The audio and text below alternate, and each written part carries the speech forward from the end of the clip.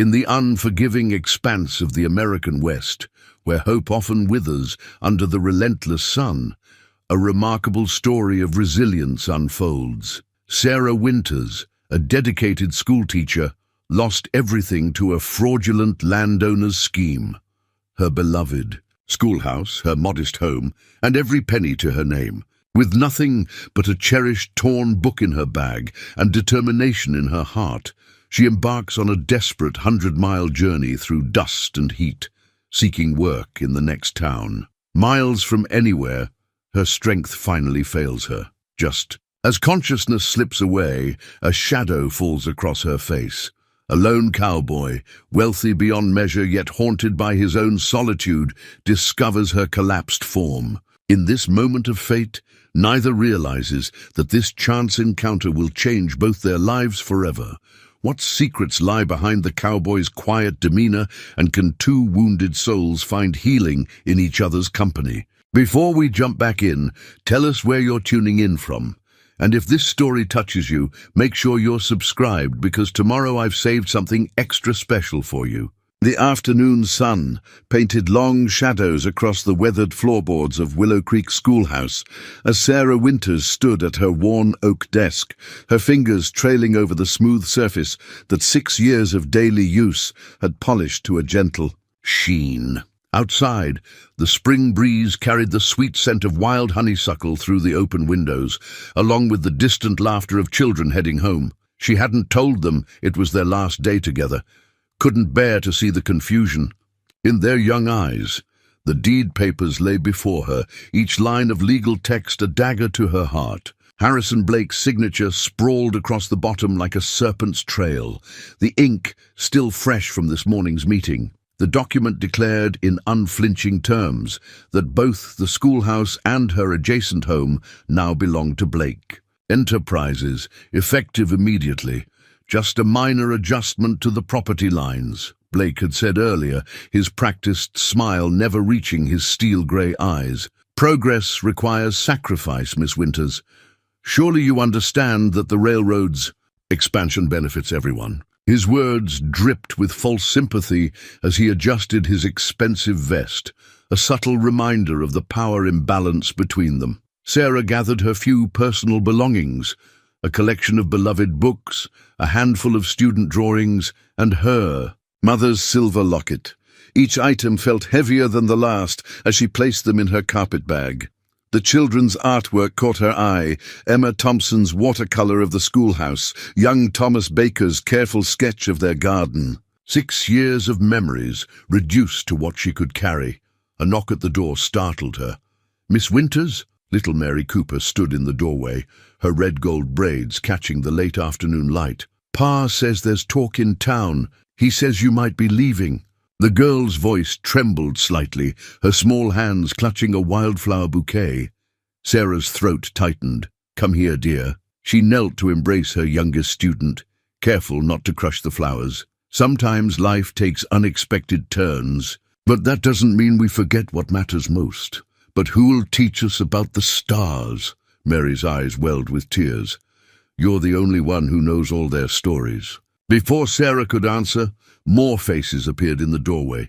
Her students, their parents, familiar faces from 6 years of community gatherings and school plays. Mrs. Cooper stepped forward, her kind face etched with concern. "We've all heard what Blake's done. It isn't right, Sarah. We can fight this." Sarah straightened, squaring her shoulders despite the weight in her heart. "The papers are legally binding, Margaret. Mr. Blake made quite sure of that." She managed a small smile. "Besides, change is part of life's journey. We teach the children that every day, don't we?" As the sun sank toward the horizon, the schoolhouse filled with townspeople. They brought food, words of comfort, and offers of help, none of which could change the cruel reality of Blake's scheme. Sarah accepted their kindness with grace, though each embrace felt like another goodbye she wasn't ready to make. Later, alone in the gathering dusk, Sarah discovered one final gift left on her desk, a small leather-bound copy of Little Women, its spine cracked from years of reading. Inside, her students had pressed wildflowers between the pages and written messages of love and gratitude. It was then, in the quiet of her beloved schoolhouse, that Sarah finally allowed her tears to fall. She wouldn't learn until much later that Harrison Blake had done this before, buying out small properties through carefully crafted legal deceptions, always one step ahead of the law. For now, all she knew was the ache of loss and the uncertainty of tomorrow. But as she locked the schoolhouse door for the final time, the weight of her mother's words echoed in her memory. Sometimes, dear heart, the hardest paths lead us exactly where we need to go. Sarah turned westward, toward the setting sun. Tomorrow would bring what it would, but tonight she had her memories, her dignity, and a worn copy of Little Women to keep her company through the dark hours ahead. In the fading light of her small home, Sarah spread a weathered map across her kitchen table, its creases deep from years of dreaming about places she'd never been. Her finger traced the thin line representing the road to Millbrook, the nearest town of any size, 103 miles as the crow flies. She'd checked the distance 3 times now, hoping somehow the numbers might change. The meager contents of her purse lay scattered beside the map. $2.37. Not enough for a stagecoach ticket, barely enough for supplies. Blake's timing had been impeccable, taking control just days after she'd spent her savings on new books for the school library.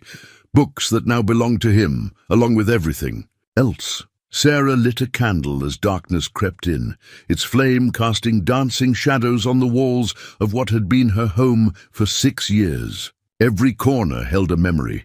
The windowsill where she'd grown herbs for tea, the rocking chair where she'd graded papers late into the night, the hook by the door where her father's old pocket watch still hung, its steady ticking a reminder that time waited for no one. She picked up the watch, remembering her father's words, "The world's big, Sarah girl, but your spirit's bigger." He'd been gone 5 years now, but his wisdom still guided her. What would he say about her plan to walk to Millbrook? Perhaps he'd understand. He'd always said that desperate times called for determined hearts. Taking inventory of her possible supplies, Sarah moved methodically through her home.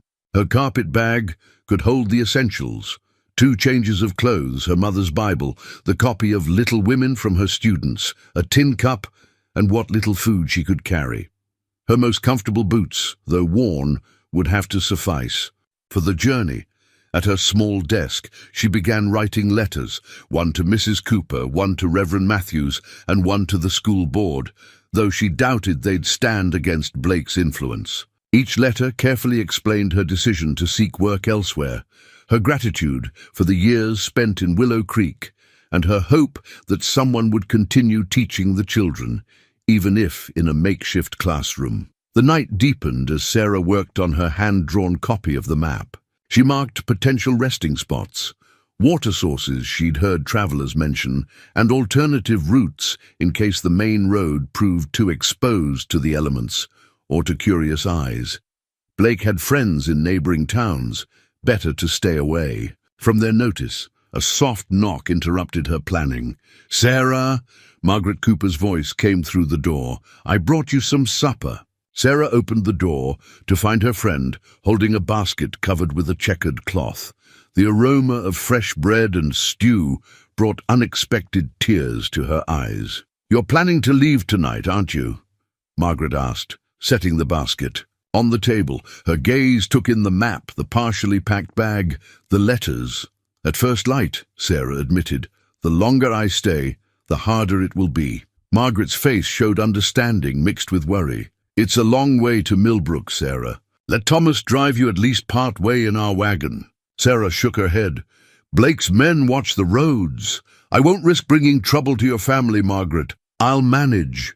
They embraced, both knowing this might be their last meeting for a long time. "Take this, then." Margaret pressed a small package wrapped in brown paper into Sarah's hands. "Dried beef and hard tack. It'll keep better than bread." After Margaret left, Sarah added the package to her bag, her heart full of gratitude for such friendship.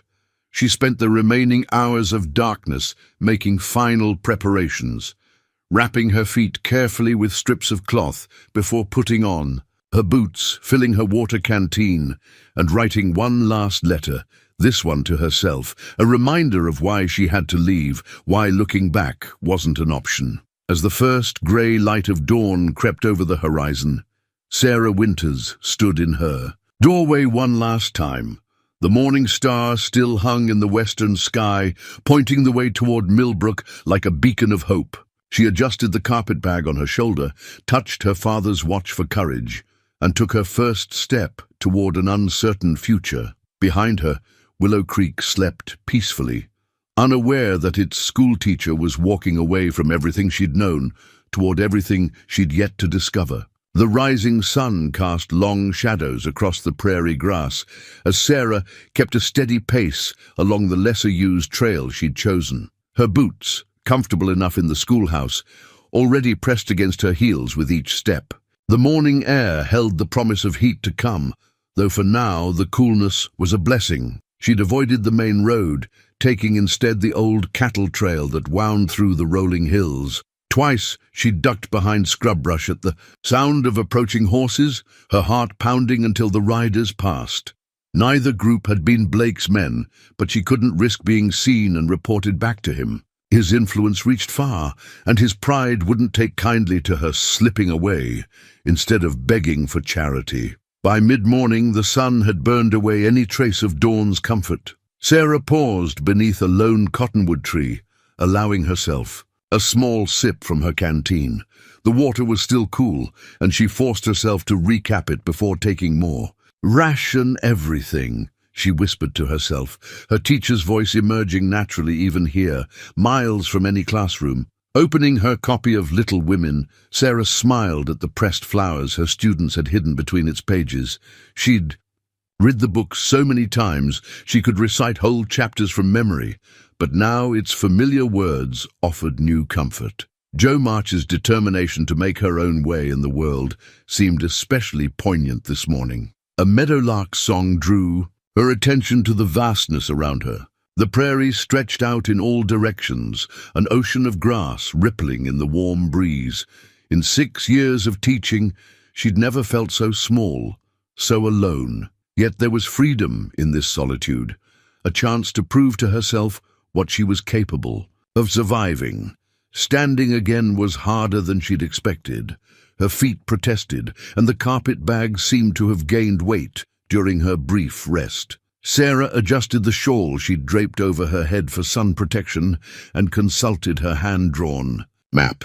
If she maintained this pace, she should reach Miller's Creek by sunset, a good place to rest, with fresh water and enough brush for shelter. As she walked, Sarah distracted herself by planning lessons she might teach in Millbrook, if they'd have. Her geography would be different now. She'd tell students about how the prairie changed color as the sun moved across the sky, how distance played tricks with the eye. Science lessons could include the hardy plants that thrived in this seemingly inhospitable land, the birds that soared overhead marking invisible air currents. A sharp stone through her boot sole interrupted her thoughts.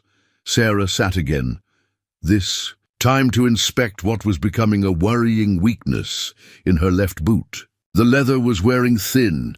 It might not last the 100 miles she needed it to cover. Using a spare piece of cloth from her bag, she padded the inside as best she could. "One step at a time," she murmured, her father's favorite saying when, faced with a daunting task, the sun climbed higher and Sarah's steps grew shorter. Her initial optimism about covering 20 miles the first day began to feel ambitious. The prairie, so beautiful in the morning light, now seemed to stretch endlessly before her. Each rise revealed only another rise beyond it. Each landmark took longer to reach than she'd estimated, yet she pressed on, measuring time by the sun's arc across the sky, distance by the changing patterns of wildflowers beneath her feet. When her throat grew too dry to ignore, she allowed herself another careful sip of water. When her legs trembled with fatigue, she recited poetry in rhythm with her steps, anything to keep moving forward. Late afternoon found her watching a family of prairie dogs, their curious chirping a welcome break from the silence of her own. And thoughts They reminded her of her younger students, always alert, always ready to duck away at the first sign of danger. Wise little teachers, she said softly, grateful for the lesson in survival they unknowingly offered. The sun was touching the horizon when Sarah finally spotted the cottonwoods that marked Miller's Creek. Her feet were blistered, her muscles ached in ways she'd never experienced, and her water was dangerously low. But she'd made it. The first leg of her journey completed through sheer determination. Tomorrow would bring new challenges, but for now she had water ahead and enough daylight left to make a simple camp. Sarah touched her father's watch, taking comfort in its familiar weight. One day down, she whispered to the setting sun, just a few more to go. Sarah noticed the change in the air before she saw it, a subtle shift in the wind's direction, carrying an earthy scent that made her nose twitch. Looking up from her careful steps, she saw the western horizon had taken on an ominous copper tinge. In all her years in Willow Creek, she'd seen enough dust storms to know what was coming. She clutched her worn shawl tighter around her shoulders, scanning the landscape for shelter.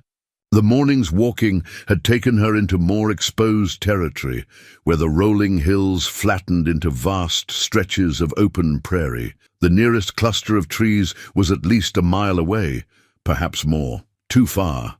The wind picked up, and with it came the first particles of dust, fine as flour and just as choking. Sarah pulled her shawl up to cover her nose and mouth, her mind racing through her options. Her father's lessons about prairie survival echoed in her memory. If you can't find shelter, make it. The land provides if you know how to look. A depression in the ground caught her eye, a shallow buffalo wallow, worn into the earth by generations of great beasts that no longer roamed these plains. It wasn't much, but it would have to do. Sarah hurried toward it, her boots slipping on the loose soil as the wind grew stronger. The copper wall was moving faster now, a massive cloud of dust that seemed to devour the landscape as it approached. Sarah reached the wallow just as the first real gusts hit, nearly knocking her off her feet. She dropped into the shallow depression, pressing herself as close to the ground as possible. Using her carpet bag as an anchor, she spread her shawl over her head and upper body, tucking the edges beneath her. The fabric was thin from years of use, but its tight weave might help filter the worst of the dust. Through the worn material, she watched the world disappear into a swirling orange haze. The storm's fury was unlike anything she'd experienced before. Wind howled across the prairie like a living thing, trying to tear away her makeshift shelter. Dust found every tiny opening, working its way under the shawl, into her clothes, her eyes, her mouth. Sarah buried her face in the crook of her arm, breathing as shallowly as she could. Time lost meaning in the howling chaos. Sarah clutched her father's watch in one hand, feeling its steady ticking against her palm. A reminder that this, like all storms, would eventually pass. She thought of her students, wondering if they'd remember her lessons about weather patterns and prairie safety. Would they recognize the signs she'd failed to spot earlier this morning? The dust grew so thick it created an artificial night. In that strange darkness, Sarah's mind wandered to the stories her mother used to tell about pioneers crossing these same prairies. How many had been caught in storms like this? How many had survived through nothing but grit and determination? A sudden shift in the wind threatened to tear away her shawl. Sarah gripped it tighter, ignoring the burning in her arms.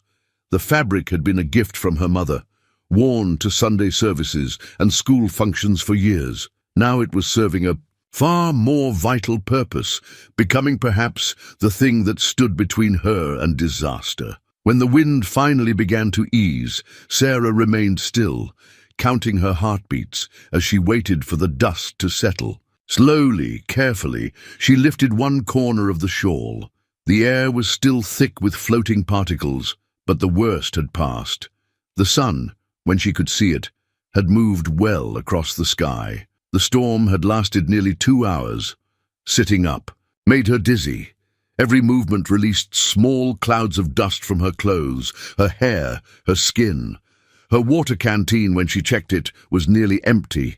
She'd need to find more soon. But she was alive, and her belongings, though covered in a fine layer of dirt, were intact. Sarah shook out her shawl, watching the dust fall away from its faded pattern. The fabric had held, protecting her when she needed it most. Like her, it was a bit weathered, but still serving its purpose. She wrapped it around her shoulders again, finding comfort in its familiar weight. Standing on shaky legs, Sarah consulted her map, now smudged with dusty fingerprints. The storm had cost her precious hours of daylight, but it had also taught her something valuable about herself. She was stronger than she'd known, more resilient than she'd believed. Like the prairie grass that bent but didn't break in the wind, she too would endure. With renewed determination, Sarah adjusted her carpet bag and began walking again, leaving footprints in the newly deposited dust. Each step was a small victory, another moment of choosing to continue despite everything the world had thrown in her path. Logan Sterling rose before dawn, as he had every day for the past 15 years. The massive ranch house was quiet, save for the steady tick of his father's old pocket watch on the bedside table. He picked it up, its weight familiar in his palm. The gold case worn smooth from 3 generations of Sterling men checking the time. The watch had been his father's last gift to him, pressed into his hands with trembling fingers. "The ranch is yours now, son," James Sterling had whispered. "Time won't stop for grief. The cattle still need tending." That was 12 years ago, and Logan had lived by those words ever since, building Sterling Ranch into one of the largest operations in the territory. In the kitchen, Logan lit the stove and set coffee to boil, moving through the spacious room with practiced efficiency. The house was too big for one man. His mother had always said so, but he'd never been able to bring himself to close off any rooms. Sometimes in the quiet moments like this, he could almost hear echoes of the family. Gatherings that used to fill these walls with life. The coffee's aroma drew him back to the present. Logan poured a cup and stepped out onto the wide porch, watching the first hints of dawn color the eastern sky. His foreman wouldn't arrive for another hour, and the ranch hands were still asleep in their bunkhouse. This was his favorite time of day, when it was just him and the land his father had loved so much. From the stable came a soft nickering. Shadow, his black stallion, knew the morning routine as well as his master did. Logan smiled slightly, something he did more often, with horses than people. "Coming, old friend," he called softly, not wanting to disturb the morning's peace. The stable was warm and familiar, filled with the comfortable sounds of horses shifting in their stalls. Logan moved down the center aisle, checking each animal. As he passed, his father had taught him that a rancher's first duty was to his animals. They were not just property, but partners in the work. Shadow's stall was at the far end, where the morning light would reach him first. The stallion pressed his velvet nose against Logan's chest in greeting, nearly knocking the coffee cup from his hand. "Careful there," Logan chuckled, one of the few sounds of mirth he allowed himself these days.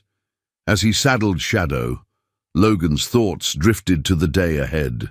The south fence line needed checking after yesterday's winds, and he preferred to do that himself. His foreman, Jake, had suggested hiring more hands to cover the expanding territory, but Logan valued his solitary rides.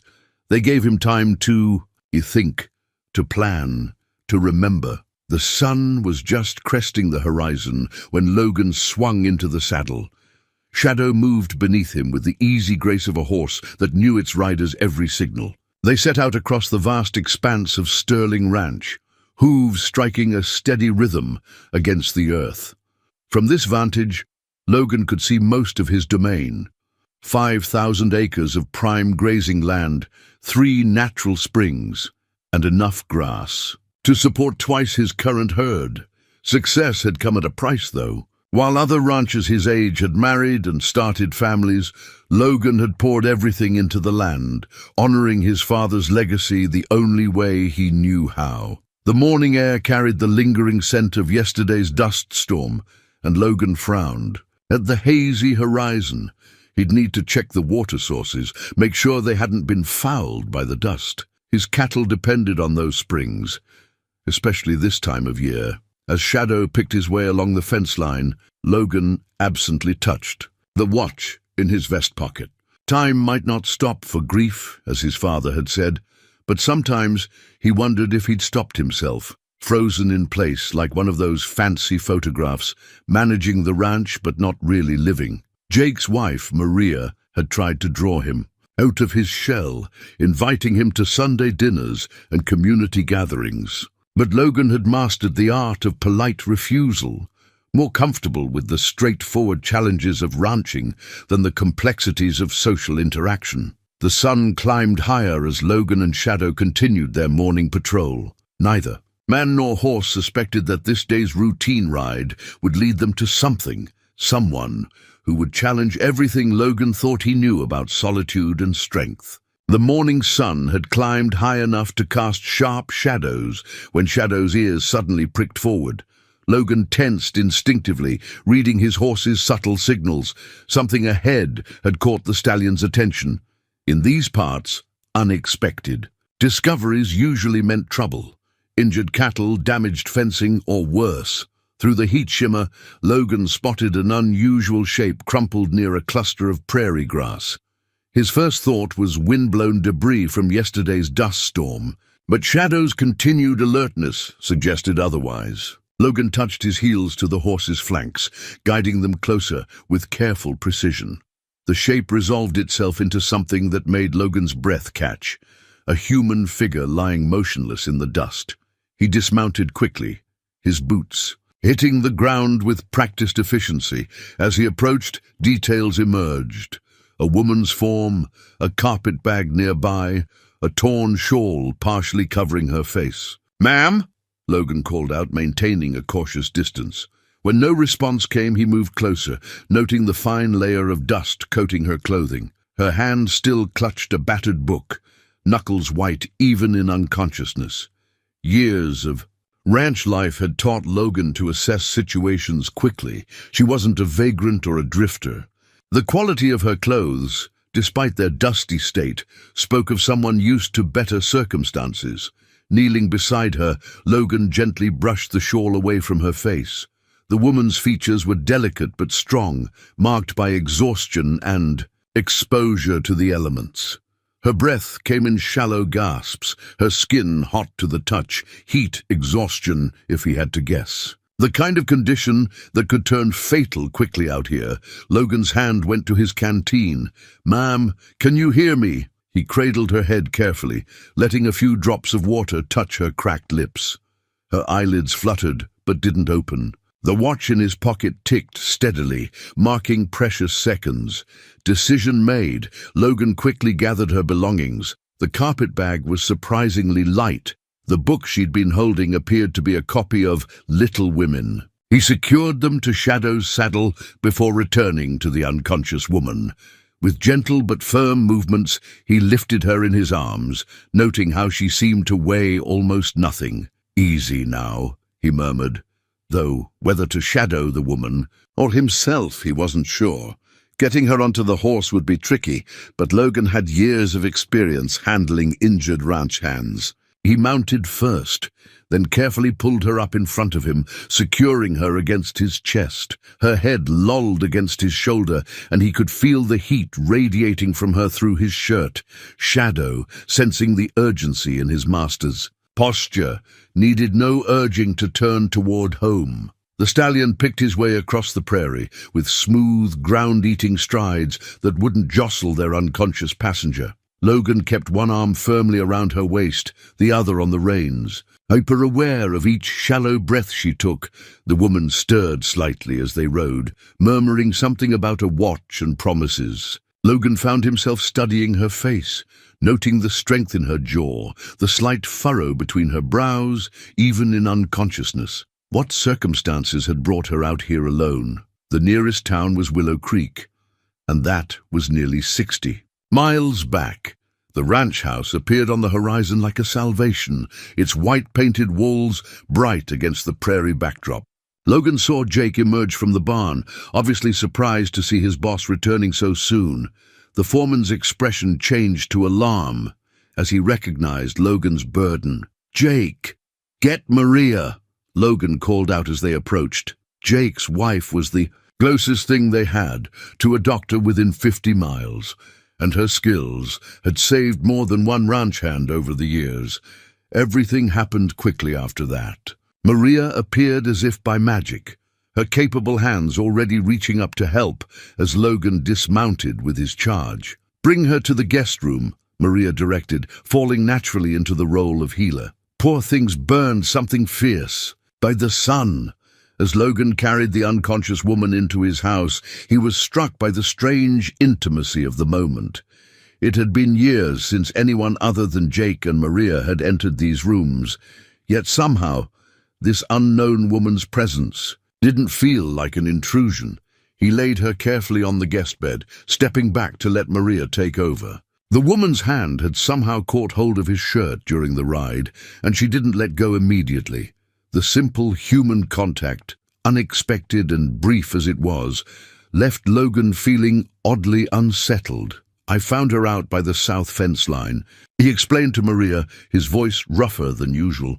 "No sign of others nearby." Maria was already busy with cool cloths and healing salves. "You found her just in time, by the look of it." She paused in her work to give Logan a meaningful glance. "God has his ways of bringing people together, doesn't he?" Logan touched his father's watch, its steady ticking a counterpoint to his troubled thoughts. "Just let me know what she needs," he said gruffly, and left the room before Maria could see too much in his expression. Sarah returned to consciousness slowly, awareness coming in gentle waves. First, the softness beneath her, a real bed, she realized with confusion. Then, the cool touch of a damp cloth on her forehead and the subtle scent of lavender in the air. Her last clear memory was of the relentless sun and growing dizziness. "Ah, you're coming back to us," a warm, feminine voice said. "Don't try to sit up just yet, querida. You've had quite an ordeal." Sarah opened her eyes carefully, finding herself in a well-appointed bedroom. Sunlight filtered through lace curtains, casting delicate patterns on whitewashed walls. A Mexican woman with kind eyes and silver-streaked hair sat beside the bed, wringing out another cool cloth. "I'm Maria," the woman said, helping Sarah take small sips of water.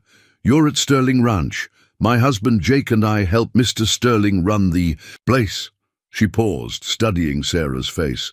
"He found you out by the south fence line, nearly done in by the sun." Memory flooded back, the endless walking, the dust storm, the desperate rationing of water. "How long?" Sarah's voice was barely a whisper. "2 days you've been sleeping," Maria answered. "The fever broke last night. Mr. Sterling's been checking on you regular, though he thinks I haven't noticed." There was a hint of amusement in her voice. As if summoned by his name, a tall figure appeared in the doorway. Sarah's first impression was of quiet strength, broad shoulders, weathered features, and eyes the color of a summer storm. He carried himself with the easy confidence of a man comfortable in his own domain. "Good morning, Mr. Sterling," Maria said, rising from her chair. "Our guest is finally awake." Logan Sterling moved into the room with measured steps, coming to stand at the foot of the bed. His hand rested on the carved wooden footboard, and Sarah noticed he wore his father's pocket watch on a chain. She'd heard its ticking in her fever. "Dreams, you gave us quite a scare, miss." His voice was deep, with a gentleness that seemed to surprise even him. "Winters," Sarah managed. "Sarah Winters. I was the schoolteacher in Willow Creek." The past tense caught in her throat. Something flickered in Logan's eyes, recognition perhaps, or concern. "That's a fair distance to travel on foot." "I didn't plan to go quite so far," Sarah admitted, then added with a touch of her old spirit. "Though I did make it 60 miles before collapsing. Not bad for a schoolteacher." The corner of Logan's mouth twitched, almost a smile. "No, ma'am, not bad at all." He glanced at Maria. "She's improving?" "Si, patron. But she needs rest, good food, and at least a week of recovery." Sarah tried to sit up straighter. I couldn't impose. It's not an imposition, Logan cut in, his tone brooking no argument. Sterling Ranch has plenty of room, and Maria's been wanting someone to fuss over besides us cowboys. This time the almost smile reached his eyes, softening their stormy grey. Maria made a sound that was half laugh, half scoff. As if you cowboys. Let me fuss. Now out with you, Mr. Sterling. I need to help Miss Winters freshen up, and then she needs breakfast. Logan nodded, touching the brim of an imaginary hat in a reflexive gesture of courtesy. At the door, he paused. Your belongings are safe, Miss Winters. The book you were holding, I took the liberty of drying it out. Dust had gotten into the pages. Thank you, Sarah said softly, touched by this evidence of consideration. It was a gift from my students. Another almost smile, and he was gone. Maria began helping Sarah sit up properly, clucking her tongue at how the younger woman trembled with weakness. Don't you worry about a thing, Maria said, arranging pillows behind Sarah's back. That man out there, he's the most honorable soul in 3 territories, stubborn as a mule and about as talkative as one, but honorable to his bones. Sarah found herself studying the doorway where Logan had stood. He seems solitary. Maria agreed, laying out a clean dress she'd apparently altered to fit Sarah. Running a ranch this size, making it prosper like he has, it's quite an achievement. But a man needs more than work to make a life whole, don't you think? Before Sarah could respond, the aroma of coffee and fresh bread wafted into the room. Her stomach rumbled, reminding her that she hadn't eaten properly in days. Maria smiled knowingly. First, we get you presentable. Then, food. And then, mi querida, you can tell me what drives a school teacher to walk 60 miles across the prairie alone. She patted Sarah's hand, but only when you're ready. Sarah sank back against the pillows, overwhelmed by the kindness of these strangers.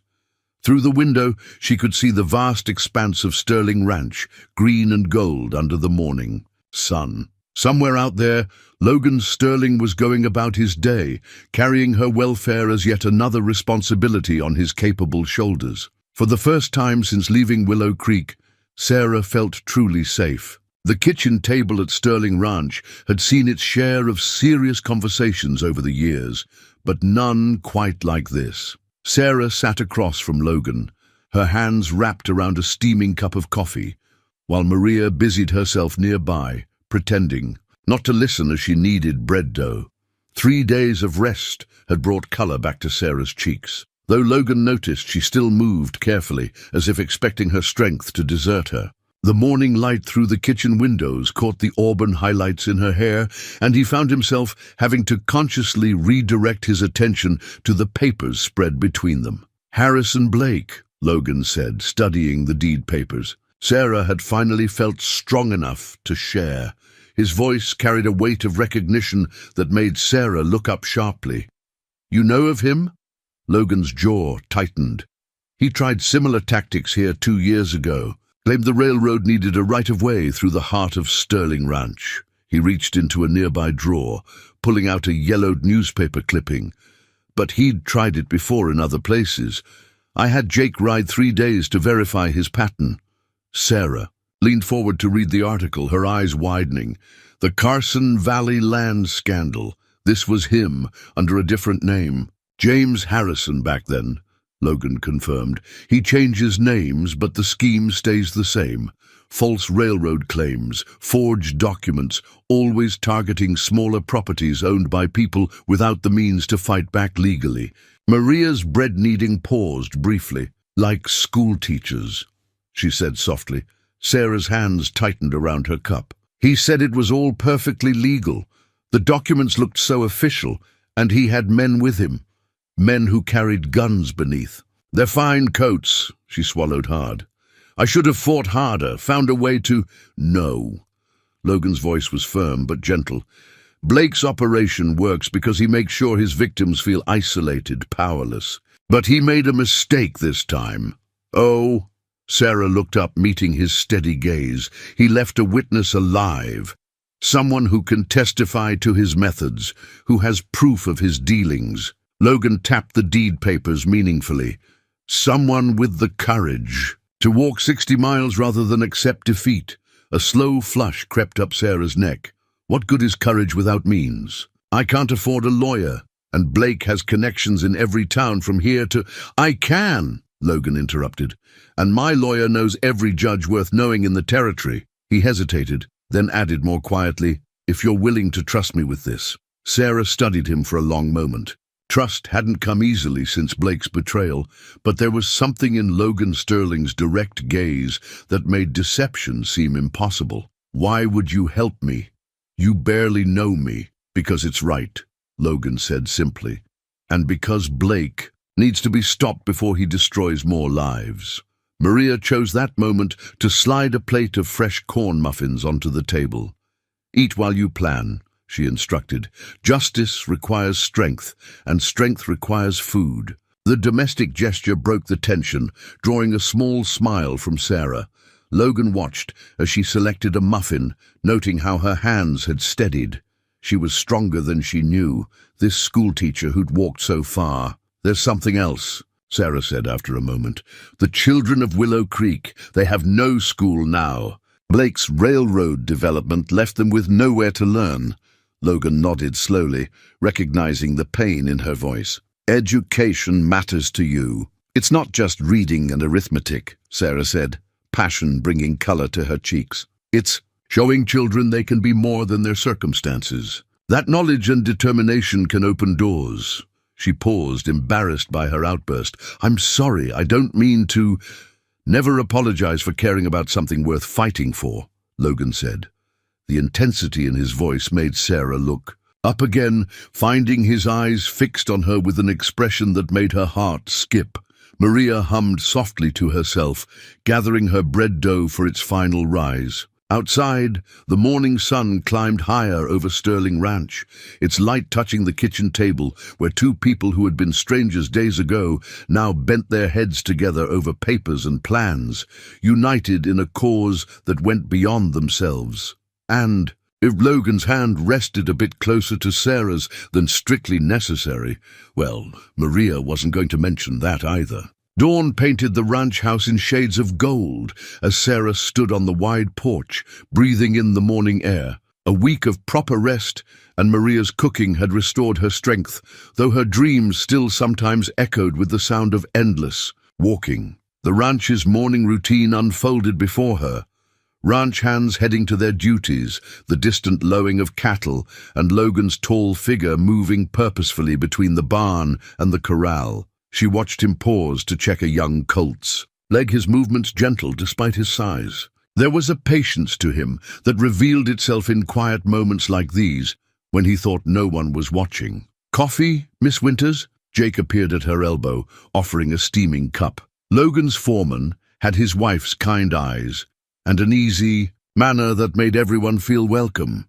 Thank you, Jake.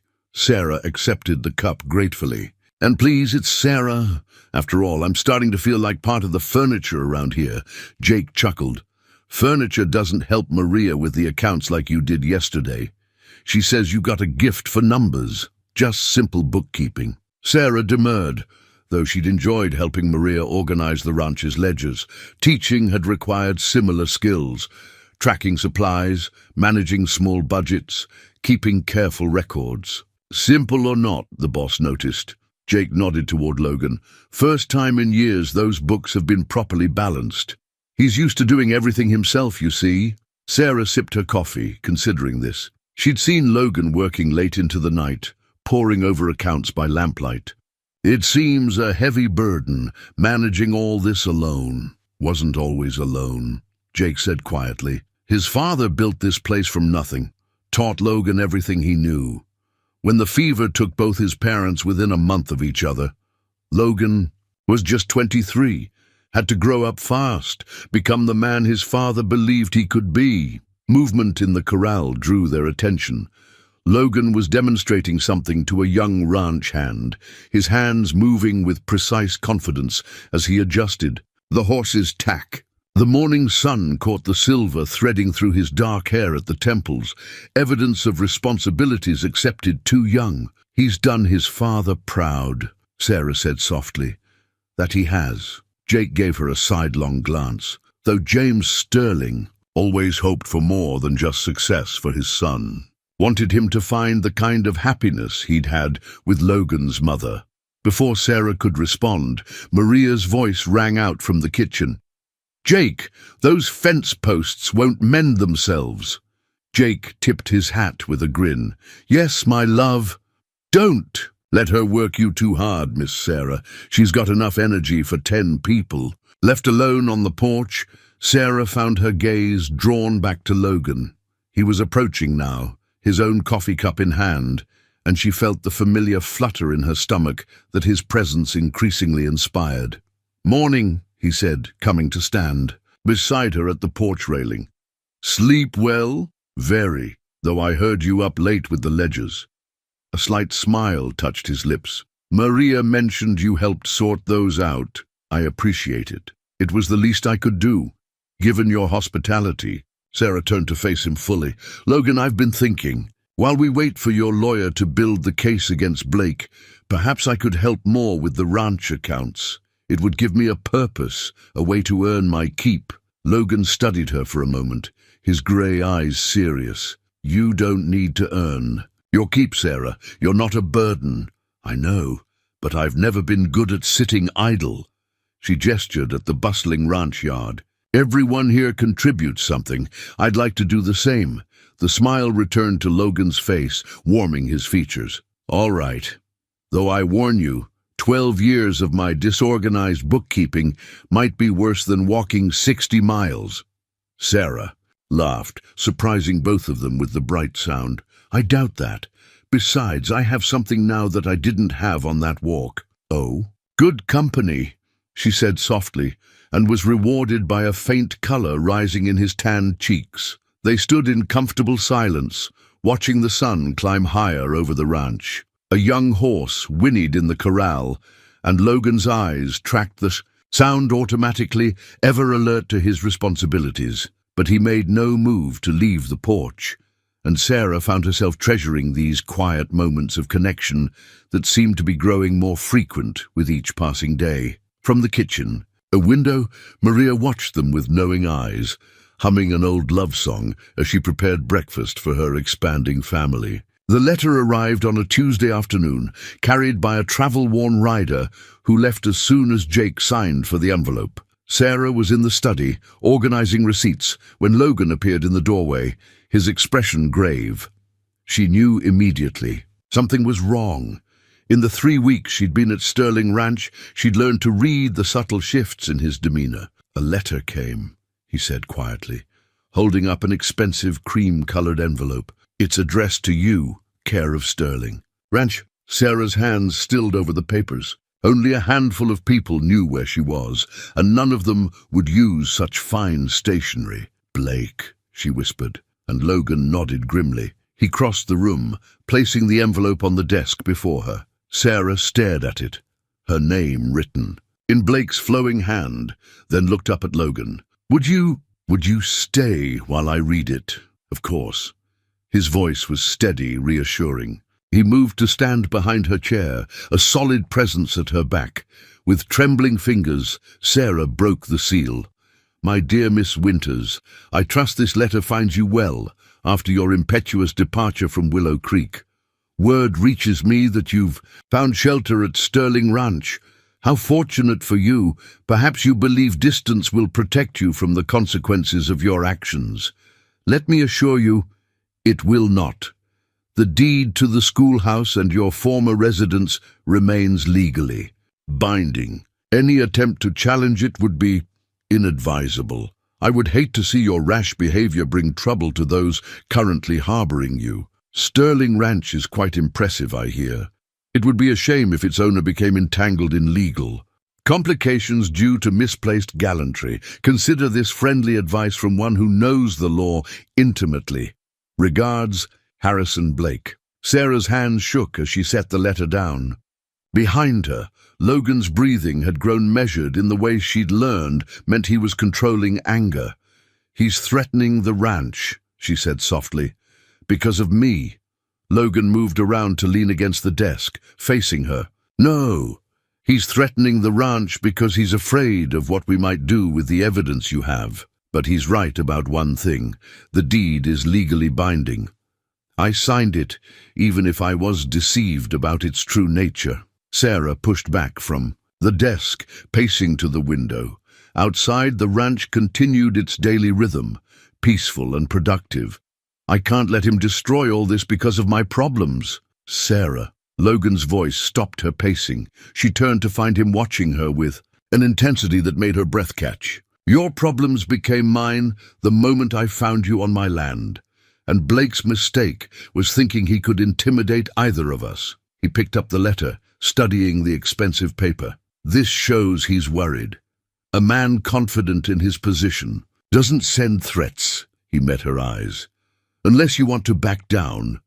The question held no judgment, only respect for her choice. Sarah straightened, feeling the same steel in her spine that had carried her 60 miles across the prairie. "No, but I won't risk Sterling Ranch in the process. The ranch can take care of itself." Logan's lips curved in a rare full smile. "And Blake doesn't know what he's up against. I've already heard from my lawyer. There are other victims willing to come forward now that someone's taking a stand." Sarah moved back to the desk, her skirts rustling in the quiet room. "He won't give up easily, neither will we." Logan's hand covered hers where it rested on the desk, warm and calloused. The simple contact sent awareness shooting through her entire body. Together, the word hung in the air between them, heavy with meaning beyond their fight against Blake. Sarah looked up to find Logan watching her with an expression that made her heart race. For a moment, she thought he might. A knock at the door broke the spell. Maria entered with a tea tray, took one look at their faces and the letter on the desk, and set her burden down with unusual force. What has that snake Blake done now? Logan's hand reluctantly left Sarah's as he turned to explain the situation. But something had shifted between them, some barrier fallen away in the face of shared purpose and mutual protection. Later, Sarah would tuck the letter away in her carpet bag, not as a reminder of fear, but as evidence of the moment she truly understood she wasn't alone anymore. Blake had meant to frighten her back into isolation. Instead, he'd only strengthened the bonds forming in her new home. The old bunkhouse had stood empty for years, its windows gathering dust until Sarah saw its potential. Now, on a bright morning a week after Blake's letter arrived, she stood before a newly installed chalkboard, facing 6 eager faces, the children of Sterling Ranch's hands aged from 6 to 13. "Does anyone know the story of how the North Star helped guide people home?" Sarah asked, watching their eyes light up at the prospect of a tale. She discovered that starting lessons with stories made even arithmetic more palatable. "My pa says, Cowboys use it to find their way," young Tommy Martinez offered, his dark eyes serious beneath his shock of black hair. "That's right," Sarah smiled, turning to the chalkboard. "And today, we're going to learn how to calculate distances using the stars, just like the Cowboys do." A sound from the doorway drew her attention. Logan stood there, his broad shoulders filling the frame, watching the scene with undisguised appreciation. Sarah felt warmth bloom in her cheeks, but continued her lesson. "First, we'll need to understand angles," she explained, drawing a triangle on the board. "Imagine you're lost on the prairie at night. The stars become your map, but to read that map, you need to understand some basic geometry." The children bent over their slates, copying her diagram with varying degrees of success. Even 13-year-old Anna Garcia, who'd initially claimed she was too old for school, leaned forward with interest. "Miss Winters makes sums come alive." Sarah heard Tommy whisper to Logan, who had moved quietly to the back of the room. "Pa says she's magic." Logan's low chuckle warmed the air. "I'd have paid more attention in school if my teacher had explained things this way." The morning passed quickly, filled with lessons that wove practical ranch knowledge into traditional subjects. Sarah taught multiplication using cattle counts, geography through trail maps, and reading from books about Western wildlife. Each lesson was carefully designed to show the children how education could enhance the life they knew. When the children filed out for their midday meal, Logan remained, studying the chalkboard where Sarah had drawn her star charts. "You've transformed." "This place," he said quietly. "I should have thought of it years ago. The Hands children needed a school." Sarah wiped chalk dust from her hands. "They're bright children, eager to learn. Anna has a gift for mathematics that could take her far. Her father mentioned she's talking about becoming a teacher herself now." Logan moved closer, helping Sarah straighten the room's simple benches. "You've given them more than lessons, Sarah. You've given them possibilities." Their hands met on the last bench, and neither pulled away. Sarah looked up to find Logan's grey eyes intense with an emotion that made her heart flutter. "I've been thinking," he said slowly, "about making this arrangement permanent. The ranch could use a proper school, with a proper salary for its teacher." He paused, watching her face carefully. "If you'd be interested in staying on," Sarah's breath caught. "What about Blake? Blake's days of intimidation are numbered. My lawyer has found 3 more victims willing to testify, and the territorial judge is taking notice." Logan's hand tightened briefly over hers. "But that's not why I'm asking. These children need you. The ranch needs you." The unspoken words hung between them. "I need you. I'd need proper supplies," Sarah said, her practical nature asserting itself. Even as her heart soared, books, maps, a globe perhaps, whatever you require. Logan's smile transformed his face, erasing years of solitude. "I trust your judgment, school teacher." The old nickname had become something of an endearment between them, and Sarah felt herself smiling in response. "Then yes, Mr. Sterling, I accept the position." "Good." He straightened, reluctantly releasing her hand. "Though I should warn you, there might be one more student joining your class occasionally." Sarah raised an eyebrow questioningly. "I find myself wanting to learn about the stars," Logan admitted, a hint of color touching his tanned cheeks. "Seems I've been missing quite a few lessons in life." He left her standing in the schoolroom, her heart full of possibilities she'd never dared imagine when she'd started her desperate walk across the prairie.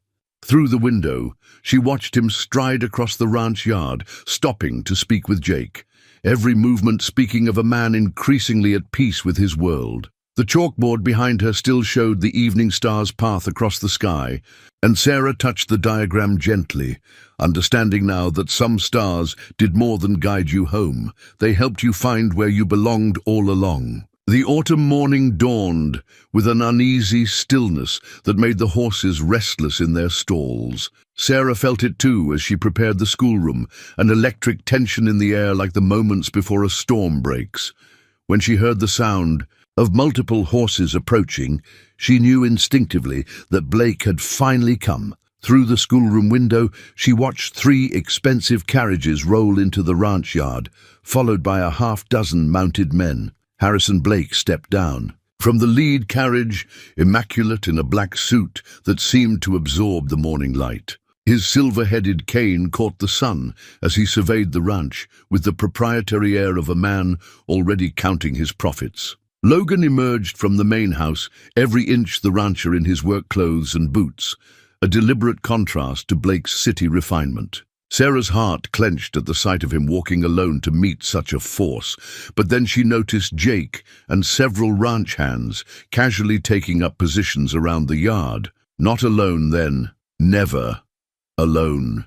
"Mr. Sterling," Blake's voice carried clearly across the yard. "I see you've been harboring my runaway school teacher.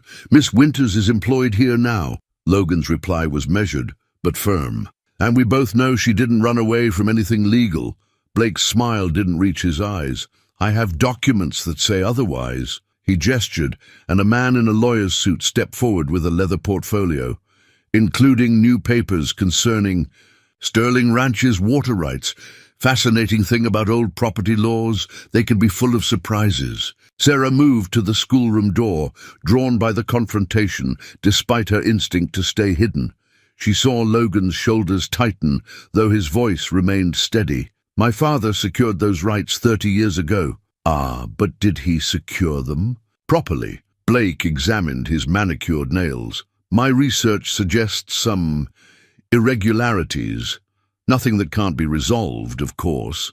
For a price. Logan's hand moved to his father's pocket watch, a gesture Sarah had come to recognize as his way of finding strength in his heritage. You've done your research, Blake. Then you know Sterling Ranch holds grazing contracts with half the cattle operations in the territory.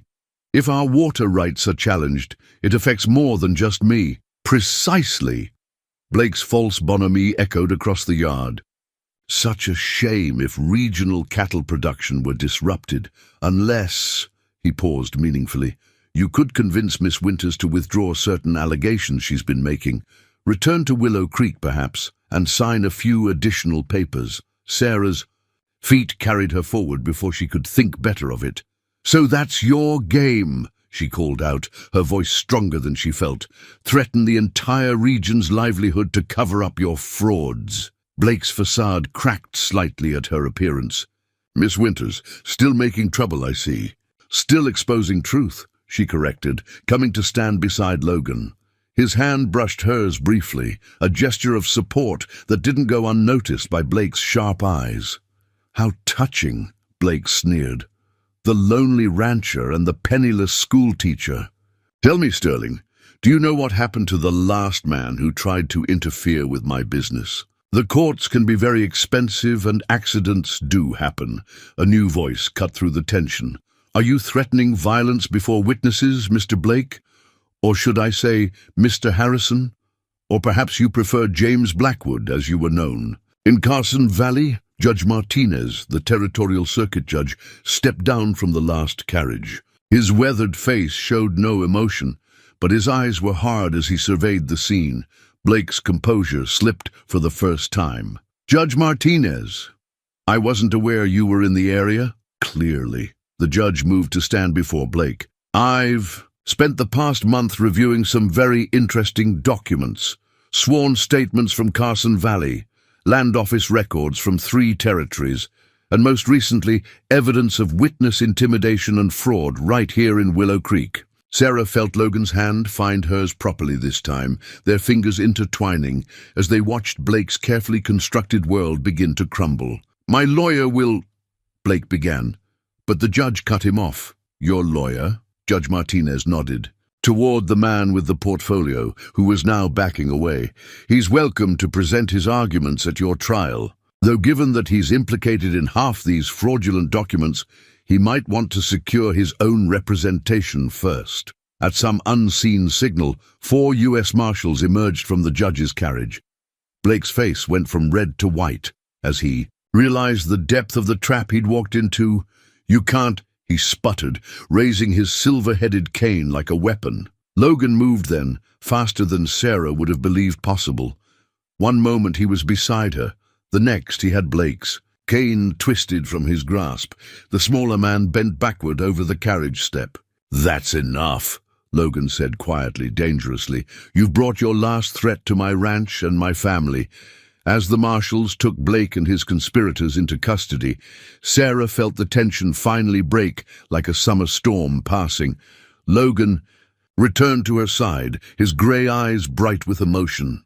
Family, she whispered, echoing his words. His smile was answer enough. The afternoon sun slanted through Judge Martinez's impromptu office in Logan's study, where leather-bound law books now shared space with ranch ledgers. Sarah sat straight-backed in her chair, watching as the judge sorted through the growing pile of evidence against Harrison Blake.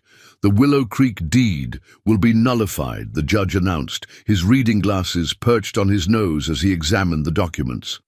Along with all other fraudulent contracts Blake created, your property should be restored within the month, Miss Winters.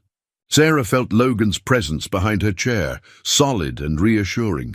And the schoolhouse, she asked, thinking of her former students, returned to the town's ownership. The judge smiled kindly. Though I understand Willow Creek is currently without a teacher. The weight of possibility settled over the room. Sarah could return, rebuild what Blake had destroyed. It was what she dreamed of during those long days, walking across the prairie. Yet now, the thought of leaving Sterling Ranch created an ache in her chest she couldn't ignore. "There are other teachers who could serve Willow Creek," Logan said, quietly, his voice carefully neutral, despite the tension Sarah could feel radiating from him. "Good ones looking for positions." Judge Martinez glanced between them, wisdom gleaming in his dark eyes. "Indeed, though finding someone for Sterling, Ranch's new school might prove more challenging. Remote locations rarely attract experienced educators." Sarah's hands twisted in her lap. "The children here deserve consistency," she said softly. "They've already shown such progress, and their parents have noticed," the judge added. "My brother Ramon, young Anna's father, tells me his daughter now dreams of college. You've awakened possibilities in these children, Miss Winters." Logan moved to the window, his back to the room. "The choice must be yours, Sarah," he said, his voice rough with suppressed emotion. "You've had enough of other people making decisions about your life." The judge gathered his papers unhurriedly.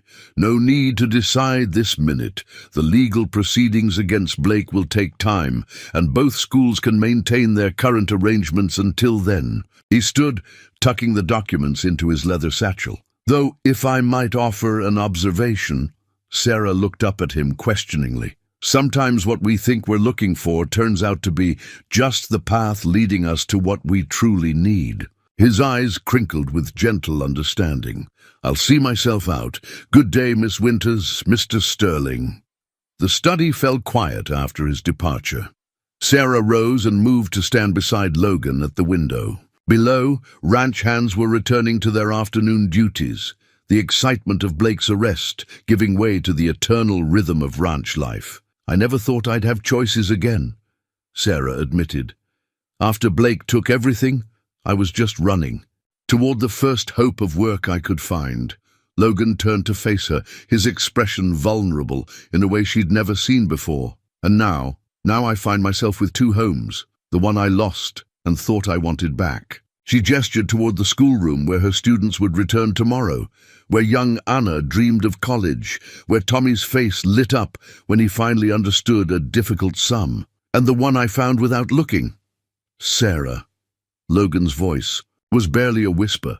"You don't have to—" "Yes, I do." She placed her hand over his where it rested on the window frame. "Because Willow Creek isn't just my past anymore. It's a symbol of letting others decide my path. But here," she smiled, feeling tears prick at her eyes, "here I chose. Every day I choose to stay, to teach, to build something new." Logan's free hand came up to brush a tear from her cheek. "The ranch would be poorer without you," he said gruffly. "These past months, watching you with the children, seeing you stand up to Blake, you've brought life back to more than just the schoolroom." Sarah leaned into his touch, understanding all he wasn't saying. "Then it's settled. I'll write to the Willow Creek School Board, recommend a teacher I know from my training. Days. Someone who'll love the town as much as I did." "Did?" Logan's eyes searched hers. "Did," she confirmed softly, "because my heart's found a new home, one with endless skies, children who need me, and a rancher who still has much to learn about the stars." Logan's smile transformed his face, years of solitude falling away as he drew her closer. Outside, the afternoon sun painted the ranch in shades of gold, and somewhere in the distance, a meadowlark sang of new beginnings. Evening painted the prairie in shades of purple and gold as Logan led Shadow from the stable, another horse already saddled beside him. Sarah stood on the porch, watching his approach with curiosity. They'd settled into comfortable routines over the past weeks since Blake's arrest, but this was different. Logan had been quietly preoccupied all day, carrying some private anticipation in his bearing. "Care for a ride?" he asked, offering her the reins of a gentle mare she'd grown fond of. "There's something I'd like to show you." Sarah gathered her skirts and mounted with practiced ease, months of ranch life having taught her new skills. Logan's eyes held approval and something warmer as he swung onto Shadow. Without further explanation, he guided them away from the ranch house, taking a trail that wound up into the rolling hills. The evening air carried the sweet scent of prairie, grass, and late summer wildflowers. They rode in comfortable silence, though Sarah noticed Logan checking his father's pocket watch more than once. Finally, he reined Shadow to a stop atop a high ridge overlooking the ranch. "This was my father's favorite spot," Logan said softly, dismounting and moving to help Sarah down. "He proposed to my mother here." Sarah's heart skipped at his words, but Logan was already spreading a blanket on the grass. "Watch," he said, settling beside her and pointing to the western horizon. The sun was setting in spectacular fashion, painting the sky in impossible colors. But Logan's eyes were on the eastern horizon, where the first stars were beginning to appear. Sarah gasped as she realized what he was showing her. "Venus," she whispered, recognizing the bright evening star. "And there," she pointed to another light emerging in the darkening sky. "That's Jupiter. We were just teaching the children about them yesterday." Logan smiled, drawing something from his pocket, a small leather pouch rather than his watch. "I never paid much attention to the stars before you came. Never saw much point in knowing their stories." He opened the pouch carefully. "But you've taught me to look up more often, to see beauty in things I took for granted." Sarah's breath caught as he tipped the pouch's contents into his palm. A ring gleamed in the last rays of sunlight. A simple gold band set with a single pearl that caught the starlight like a captured. "A moon. It was my mother's," Logan said quietly. "She told me once that my father chose a pearl instead of a diamond because it reminded him of the moon on water. Said love should be like that, a light that shows you the way home." He turned to face her fully, his usual reserve softened by emotion. "I've been watching you these past months, Sarah. Seeing how you light up the lives around you, the children, Maria and Jake, the whole ranch. My life." He took a deep breath. "I've been alone a long time, thinking that was just my lot. But you walked into my world and showed me everything I was missing." Sarah's vision blurred with tears as Logan took her hand. "When I found you that day, exhausted but still fighting, I admired your courage. When you stood beside me against Blake, I treasured your strength. But it was watching you teach, seeing your gentle wisdom change lives day by day, that made me realize I'd lost my heart to you." A meadowlark called in the distance, its evening song a sweet counterpoint to the moment. Sarah squeezed Logan's hand, finding her voice. "I was running away when I started that walk," she admitted. "But somehow I was running toward you instead. Of just from Blake, toward this place, these people, this life we've been building. Then build it with me properly." Logan's voice was rough with emotion. "Marry me, Sarah. Be my wife, my partner, my heart's true home." Sarah looked at the ring gleaming in the starlight, then at the ranch spread out below them, their home, their future. Finally, she met Logan's eyes, seeing in them all the love and hope she felt in her own heart. "Yes," she whispered, then laughed with pure joy. "Yes." As Logan slipped the ring onto her finger, Venus blazed brighter in the darkening sky. Sarah leaned into his embrace, understanding at last that some journeys weren't about the destination at all, but about finding the person you were meant to walk beside all along. The morning sun streamed through the study windows as Sarah and Logan bent over architectural drawings spread across his father's old desk. The pearl in Sarah's ring caught the light as she traced the proposed layout for Sterling Ranch's new schoolhouse, a proper building to replace the converted bunkhouse with large windows, space for 20 students, and even a small library. "The foundation can be started next week," Logan said, his shoulder warm against hers as they studied the plans. "Jake knows a crew in Cedar Springs who can help with the building. They owe him a favor." "And the books?" Sarah asked, touching the carefully itemized list she'd prepared. Years of teaching had taught her exactly what a growing school would need. Logan smiled, pulling out a telegram from his vest pocket. "Already ordered, along with the globe you wanted, and enough slates for 3 years' worth of new students." His expression softened. My mother always said education was the best investment a person could make. Sarah turned to face him, touched by his thoughtfulness. She was a wise woman. I wish I could have known her. She would have loved you. Logan's hand covered hers where it rested on the plans. Actually, I found something of hers yesterday. And that, well, Maria's been helping me go through the attic. He moved to his father's roll-top desk, withdrawing a carefully wrapped package. Sarah opened it gently to find a leather-bound book of lesson plans, the pages filled with elegant handwriting. Your mother was a teacher? Logan nodded. Before she married father, she taught in a one-room schoolhouse much like yours in Willow Creek. He touched the book's worn cover. She always said she never really stopped teaching, just found different lessons to share. Sarah leafed through the pages with reverent care, finding notes on everything from arithmetic to natural history, all tied to practical ranch life. Logan, these are perfect for what we're trying to build here, a school that honors both learning and the life these children know. A knock at the study door interrupted them.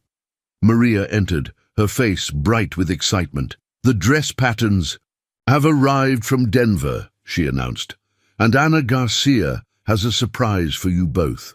They followed Maria to the schoolroom, where 13-year-old Anna stood proudly beside a new addition to the wall, a hand-drawn map of Sterling Ranch, carefully, labeled with distances, landmarks, and mathematical calculations. I used the geometry you taught us, Miss Winters, Anna explained, and the surveying techniques Mr. Sterling showed my father. She pointed to careful notations in the corner.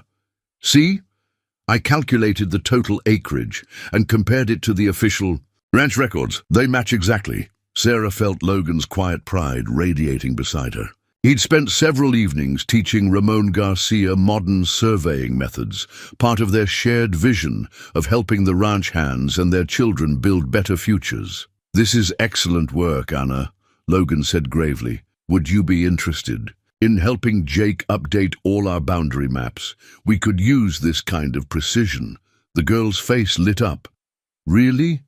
Papa said I shouldn't bother you with my numbers, that running a ranch is men's work. Your papa hasn't met enough ranchers then, Logan replied. The best ones know that strength comes in many forms. His hand found Sarah's, their fingers intertwining naturally. Just look at your teacher here. She walked 60 miles to prove. At that point, Sarah squeezed his hand, remembering their conversation from the night before. They talked late into the evening about their dreams for the ranch. Not just the school, but classes for the adults too. Reading and writing for those who never had the chance to learn. Mathematics for the hands who wanted to better understand the business side of ranching. Even special sessions where the older ranch hands could share their generations of practical knowledge. Speaking of walking, Maria interjected with a knowing smile, the ladies at church are asking about the wedding plans. They're quite excited about helping with the preparations. Sarah felt a blush warm her cheeks. The community's enthusiasm for their engagement had been overwhelming in the best way. Even her former students from Willow Creek had sent congratulations, along with pressed flowers for her bouquet. We'll need a larger schoolroom soon, Anna observed thoughtfully, adding a note to her map, especially if you have babies. Logan's sudden cough made Sarah laugh, even as her own cheeks grew warmer. One project at a time, dear, she told Anna, though your mathematical planning is admirable. Later, watching Anna proudly show her map to Jake and the other hands, Sarah leaned against Logan's shoulder. Your mother was right, you know.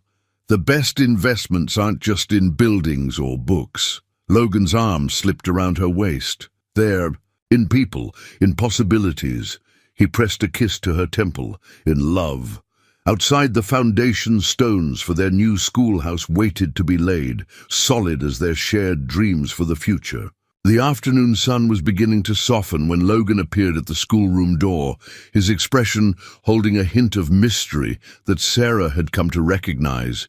He'd been disappearing on mysterious errands lately, conferring quietly with Jake, and Maria when he thought she wasn't looking. Ride with me, he asked, echoing the words from his proposal 2 weeks ago. Sarah smiled, recognizing the particular gleam in his grey eyes that meant he had something planned. They rode together along. A different trail this time, heading east through rolling grassland dotted with late summer wildflowers. Sarah noticed they were following markers, small white stakes placed at regular intervals that hadn't been there during her last ride this way. "Logan Sterling," she said, drawing her mare alongside Shadow. "What have you been plotting?" He gave her that rare, full smile that never failed to make her heart skip.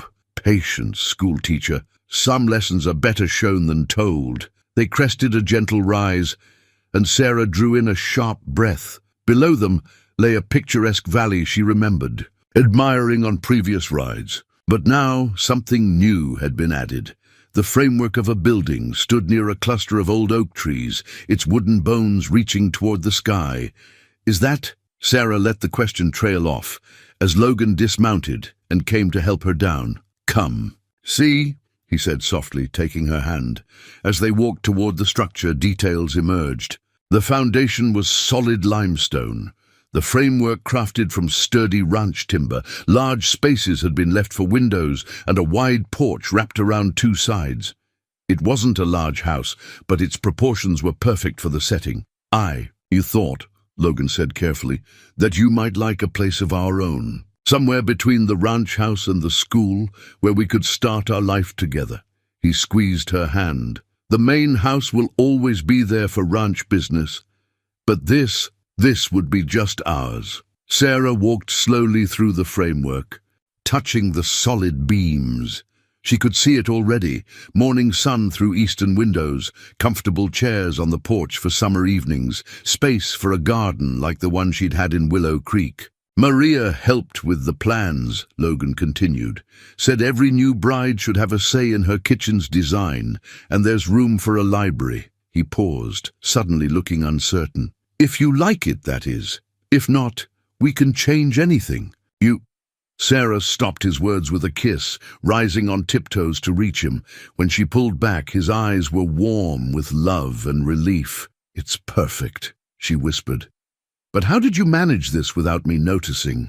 Logan chuckled. "Jake's been running interference, keeping you busy with school plans while we worked. And those mysterious meetings with the lumber mill. Not entirely about the schoolhouse." He led her to where the porch would be, pointing out features as the sun began to set. "The bedroom will face east, so you can see the sunrise. There's space for a study where you can prepare lessons.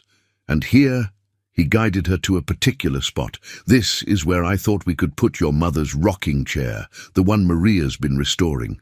For quiet evenings, or," he colored slightly, "or for when we have little ones to rock to sleep." Sarah leaned against him, overwhelmed by the thought he'd put into every detail. "You've planned everything." "Not everything." Logan turned to face her, taking both her hands in his. "I have one more proposal for you, Sarah Winters. The ranch is doing well, better than ever with your help on the books. I'd like to set up a fund, using part of our profits each year. A scholarship for students like Anna who dream of college." Sarah's eyes filled with tears as he continued. "You've shown me that Sterling Ranch can be more than just a cattle operation. It can be a place where dreams grow alongside the herds, where children learn their letters and their sums, but also learn that the sky's not the limit." He touched her chin gently. "What do you say? Partners in this too?" "Yes," Sarah breathed, just as she had on the hilltop 2 weeks ago. 1,000 times yes. The setting sun painted their future home in shades of gold, while overhead, the first stars began to appear. Logan drew Sarah close, both of them watching the play of light and shadow through the house's wooden frames. "In a month," he said softly, "this will be finished. A week after that we'll be married, and then we begin," Sarah finished for him, her head resting against his shoulder. "Though really, we began the moment you found me on your land." "No," Logan corrected gently. "We began the moment you decided to walk 60 miles rather than give up. I just had the good fortune to be at the end of your path." They stayed until twilight, planning and dreaming, while around them their Home-to-be stood sturdy and full of promise in the gathering dark. Golden morning light streamed through the tall windows of Sterling Ranch's new schoolhouse as Sarah adjusted the class register on her desk. The fresh pine boards still carried the scent of sawdust, and the brass bell above the door gleamed like a promise. Beside the register lay another book, her mother-in-law's lesson plans, now supplemented with Sarah's own notes and ideas. The sound of horses approaching drew her to the window. Logan was leading a wagon filled with families, not just the ranch hands' children, but others from neighboring homesteads who'd heard about the school. Word had spread since the wedding 2 months ago, carrying tales of both romance and opportunity across the territory. Sarah touched the pearl ring on her finger, remembering their simple ceremony under the prairie sky. Judge Martinez had officiated, and her former students from Willow Creek had traveled all that way to sing hymns as she walked toward Logan. Even Blake's arrest and conviction hadn't overshadowed the joy of that day. "Ready for the first day?" Logan's voice came from the doorway. He'd taken to walking her to the schoolhouse each morning, claiming it was on his way to the north pasture, though they both knew it wasn't. Almost. Sarah smiled as he crossed the room to kiss her good morning. "Did you see how many new families came?" Logan's arms slipped around her waist. "Jake says we'll need to build teacher housing soon, for when Anna comes back from college to help you." The thought warmed Sarah's heart. Anna had been the first recipient of their scholarship fund, her acceptance letter to a teaching college back east arriving just last week. "She'll need somewhere to stay between terms," Sarah agreed, "though not for a few years yet." "Years we'll use well." Logan's hand rested briefly on her stomach, where the first subtle signs of their own future had begun to show. They hadn't announced it yet, but Maria's knowing look suggested they weren't fooling anyone. The school bell rang out across the prairie, its clear tone calling children to learning. Sarah straightened her skirts and moved toward the door, but Logan caught her hand. "Wait," he said softly, "I have something for you." From his vest pocket, he withdrew a small package wrapped in tissue paper. Sarah unwrapped it carefully to find a new class register, bound in leather with gold lettering. Sterling Ranch School, Esther, 1875. Below the title was an inscription, "For the teacher who walked 60 miles to find her true home." Tears pricked at Sarah's eyes as she traced the letters. "It's perfect." "Open it," Logan urged gently. Inside, on the first page, she found a pressed wildflower, one she recognized from the bouquet Mary Cooper had given her on her last day in Willow Creek.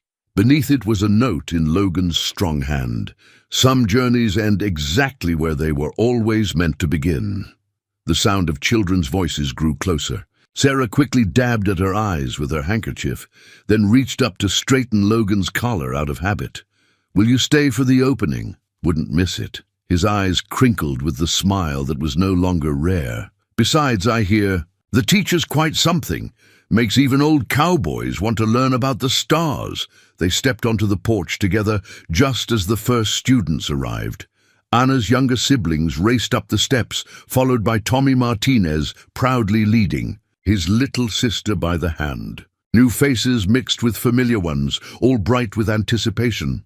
Sarah felt Logan's solid presence beside her as she rang the bell one final time. This was what she'd been walking toward all along, she realized.